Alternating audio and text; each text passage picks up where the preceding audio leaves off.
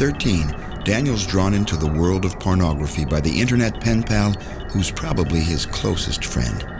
It's months before Daniel finds out Sailor 13 is no kid.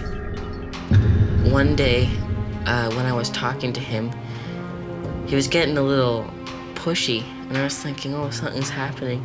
Something happened to him. I don't know what's going on. He told me that I had to listen to him, and he typed on the computer screen my phone number, my address, and all of my personal information. He got that information from an IP address, and I guess he had some type of program that just cracked it. And then it sort of comes out to be where this guy's telling me, hey, listen to me or else something bad's gonna happen. I'm not 13. I'm 51. And so I'm just like, oh God. He had control over me right when he knew where I lived, and right when he told me he was an adult. Daniel wasn't hard to find. Like most internet users, he'd left his mark for any would-be predator. Every copy of Windows 95 and Windows 98 has a program installed within the software that allows you to trace people down through the internet. You can find out what city they live in, and once you know what city they live in, you can bond with them on that level.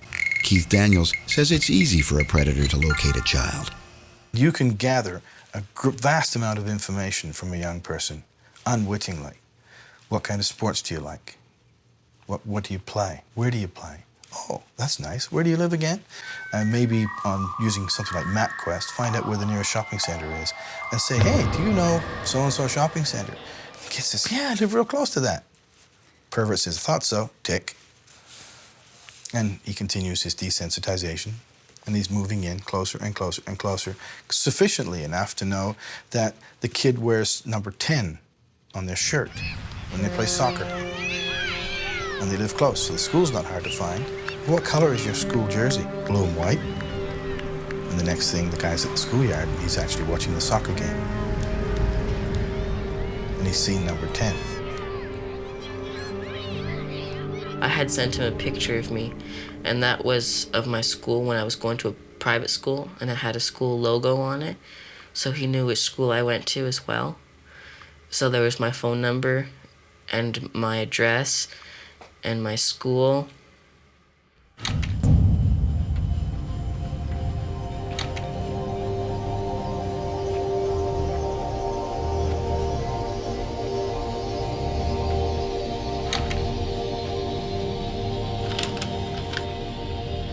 When I found out he wasn't 13,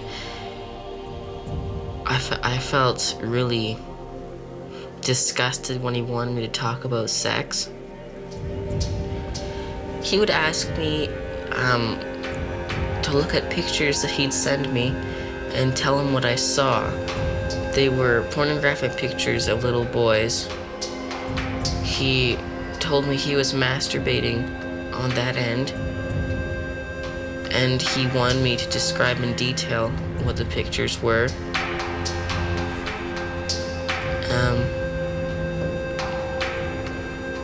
Later on, he'd want me to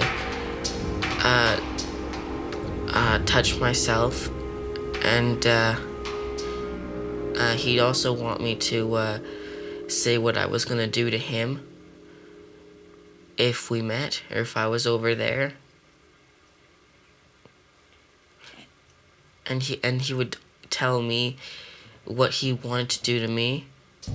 I felt that I had to sort of do what he wanted to, because I was very frightened. I was just, it was something that I've never felt before.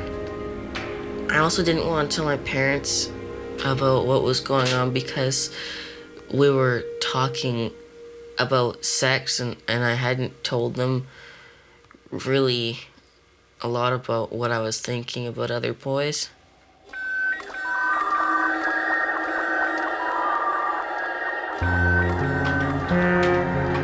by the time Daniel's predator asks for a meeting, Daniel feels trapped. He can see no other choice but to deceive his parents, cross an international border, and put himself in the arms of Sailor 13. Actually, Sailor 59.